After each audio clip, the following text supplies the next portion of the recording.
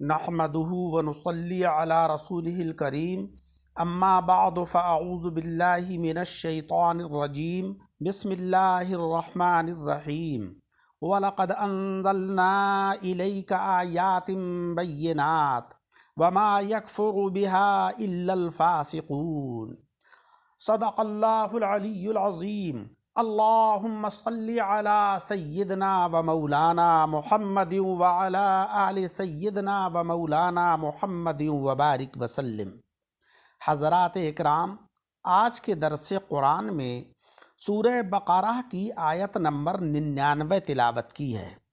اللہ جل شانہ وعم نوالہ نے فرمایا کہ بے شک ہم نے آپ کی طرف روشن آیتیں اتاریں۔ انزلنا کے معنی ہم نے اتاری، الیکا آپ کی طرف یعنی آقا علیہ السلام کی طرف، آیات بینات روشن آیتیں، وما یکفر بہا الا الفاسقون، اور ان روشن آیتوں کے منکر نہیں ہوں گے مگر فاسق لوگ، یعنی ان روشن آیات کا انکار اگر کوئی کرے گا تو وہی کرے گا کہ جو فاسق ہوگا۔ اللہ تبارک و تعالی نے یہود کے انکار کی جو وجہ ہے وہ فسق و فجور بتائی، یعنی یہودیوں تم جو کہتے ہو کہ ہم تو صاحب اس لیے قرآن کو نہیں مانتے ہیں کہ جبریل لے کر آئے ہیں یہ قرآن اور جبریل ہمارے دشمن ہیں، تو اللہ تبارک و تعالیٰ نے یہودیوں کے اس نظریے کا رد فرمایا کہ جبریل سے عداوت انکار کی وجہ نہیں ہے، بلکہ وجہ یہ ہے کہ تم فاسق ہو، فاجر ہو، اس لیے قرآن عظیم جیسی روشن کتاب کو، جس کے اندر روشن آیات، جس کے اندر بہترین تعلیمات ہیں، ان کا انکار کر رہے ہو۔ حضرات اکرام، اس آیت کریمہ کا شان نزول وہی ابن سوریہ ہے۔ ایک دفعہ اس نے عرض کیا تھا کہ اے حبیب مکرم صلی اللہ علیہ وسلم، آپ ہمارے پاس کوئی ایسی چیز نہیں لائے جسے ہم پہچانتے، اور نہ آپ پر کوئی ظاہری آیت اتری جسے ہم جانتے اور مانتے۔ اس کے جواب میں اللہ تبارک و تعالیٰ نے یہ آیت کریمہ نازل فرمائی۔ تفسیر کبیر نے اس مقام پر یہ فرمایا کہ ایک دفعہ حضرت معاذ بن جبل رضی اللہ تعالی عنہ نے فرمایا کہ اے یہودیوں، پہلے تم اہل کتاب تھے اور ہم مشرک تھے، تم نے نبی آخر الزماں صلی اللہ علیہ وسلم کی تعریفیں سنا سنا کر ہمیں ان کا شیدائی بنا دیا۔ اللہ تبارک و تعالیٰ کی شان دیکھیے کہ ہم نے اور تم نے آقا علیہ السلام کو پا بھی لیا، اور تمہاری بتائی ہوئی صفتوں سے ہم ان کے اوپر ایمان لے آئے، تم کیوں نہیں ایمان لاتے، تم کیوں محروم رہ گئے؟ اس پر یہودیوں نے کہا کہ یہ توریت کی بتائی ہوئی کوئی نشانی لے کر نہیں آئے ہیں جس سے کہ ہم ان کو نبی مانیں۔ تب اللہ تبارک و تعالیٰ نے یہ آیت نازل فرمائی۔ ہو سکتا ہے کہ یہ دونوں واقعات ہوئے ہوں، ادھر تو ابن سوریہ نے حضور علیہ السلام سے کہا ہو، اور ادھر دوسرے یہودیوں نے حضرت معاذ بن جبل سے یہ بات کہی ہو، تب اللہ تبارک و تعالیٰ نے یہ آیت اتاری ہو۔ وَلَقَدْ أَنزَلْنَا إِلَيْكَ، انزلنا یہ انزال کے معنی میں ہے، یعنی ایک دم اتارنا۔ سارا قرآن تو ترتیب وار اترا، تھوڑا تھوڑا کر کے 23 سال کی مدت میں تدریجی طور پر نازل ہوا، لیکن اللہ جل شانہ وعم نوالہ نے سمائے دنیا کے اوپر قرآن عظیم کو ایک دم اتار دیا، اور وہاں سے تدریجی طور پر فرشتے کے ذریعے سے آقا علیہ الصلاۃ والسلام تک تھوڑا تھوڑا کر کے اترا۔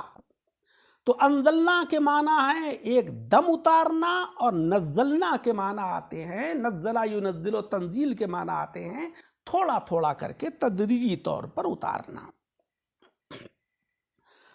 بینات، آیات بینات، آیات یہ جمع آیت کی ہے جس کے معنی ہے نشانی یا علامت۔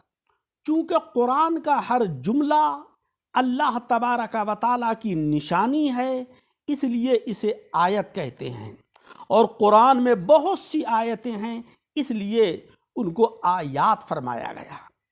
قرآن عظیم کی ہر آیت سدھا راستوں سے، سدھا طریقے سے حضور صلی اللہ علیہ وسلم کی نبوت ثابت کر رہی ہے، اس لیے اللہ تبارک و تعالیٰ نے آیات فرمایا۔ حضرات اکرام، اس کے بعد مولا رب العزت نے فرمایا کہ الا الفاسقون، قرآن عظیم کی ان روشن آیتوں کا انکار وہی کریں گے کہ جو فاسق ہوں گے۔ الا الفاسقون کا لفظی ترجمہ ہوا سوا ان کے کہ جو حد سے، انسانیت سے نکل چکے ہیں۔ فاسق یہ فسق سے بنا ہے، جس کے معنی ہے نکل جانا، جیسے کہ وہ مسلمان فاسق کہلائے گا کہ جو گناہ کبیرہ کر کے تقوی کی حد سے نکل جائے۔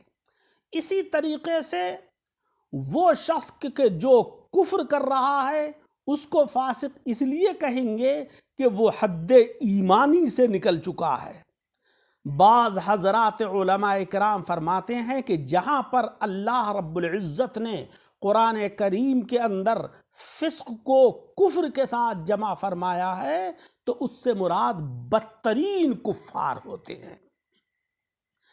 اس آیت کریمہ کا جو خلاصہ ہے، جو اس کی تفسیر کا خلاصہ ہے، وہ یہ ہے کہ اے نبی اکرم صلی اللہ علیہ وسلم، ہم نے آپ پر وہ قرآن اتارا جو ہماری وحدانیت اور آپ کی نبوت کے اوپر کھلی ہوئی دلیل ہے۔ ظاہر ہے کہ قرآن عظیم اللہ تبارک و تعالیٰ کی وحدانیت کا اعلان کر رہا ہے اور پیارے آقا علیہ الصلاۃ والسلام کی نبوت و رسالت کا بیان کر رہا ہے۔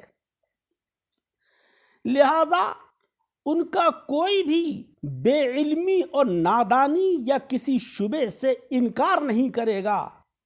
اگر کوئی انکار کرے گا تو محض خباثت نفس کی وجہ سے کرے گا، یا یوں کہیے کہ اے نبی اکرم صلی اللہ علیہ وسلم، اگر یہودی جبریل علیہ الصلاۃ والسلام کی وجہ سے قرآن کو نہیں مانتے تو ہم نے تو قرآن کے علاوہ اور بہت سے معجزات بھی اتارے ہیں، بہت سی کھلی ہوئی نشانیاں بھی اتاری ہیں۔ ایک نشانی تو یہ ہے کہ آپ کے فراق میں ستون حنانہ رویا۔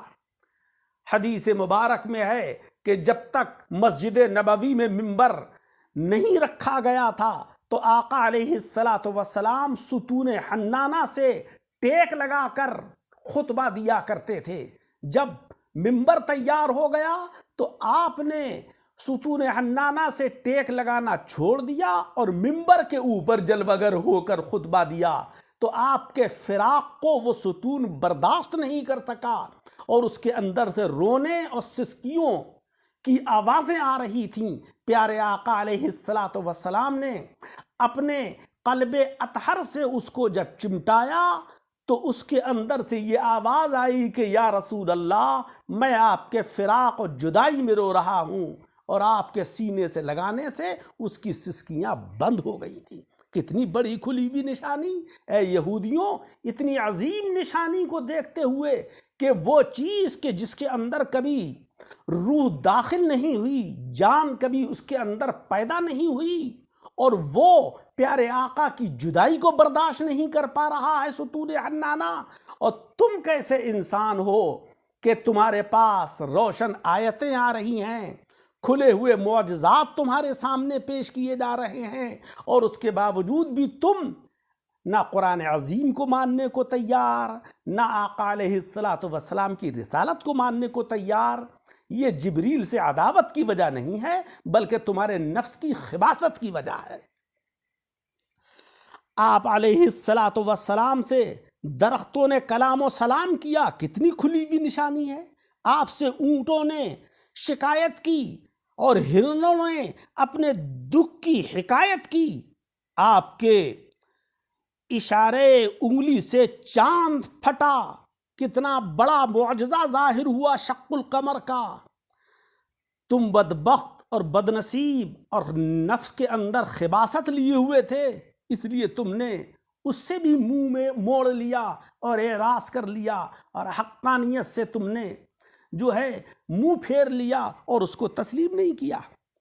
دیکھو حدیبیہ کے مقام پر جس وقت آپ علیہ الصلاۃ والسلام کے صحابہ کو پانی کی ضرورت پیش آئی، پیارے آقا علیہ الصلاۃ والسلام نے ایک برتن منگایا اور اس برتن کے اندر جب اپنے دستے مبارک کو رکھا تو انگلیوں سے پانی کا فوارہ جاری ہو گیا. حضرات اکرام، صحابہ اکرام کی کثیر تعداد نے اس پانی کو جمع بھی کیا، اس سے وضو بھی کیا، اس کو پیا بھی، مگر پانی تھا کہ ختم ہونے کا نام نہیں لے رہا تھا. کتنی عظیم نشانی ہے. اے یہودیوں، تم جو ہو اپنے نفس کی خباثت کی وجہ سے ان کھلی ہوئی نشانیوں کو دیکھ کر بھی اسلام کی حقانیت کو تسلیم نہیں کر رہے ہو. حضرات اکرام، اللہ جل شانہ و عم نوالہ نے اس آیت کریمہ کے اندر یہی فرمایا کہ اے حبیب مکرم صلی اللہ علیہ وسلم، ہم نے آپ کی طرف روشن آیتیں اتاری ہیں. وَلَقَدْ أَنزَلْنَا إِلَيْكَ آيَاتٍ بَيِّنَاتٍ وَمَا يَكْفُرُ بِهَا إِلَّا الْفَاسِقُونَ.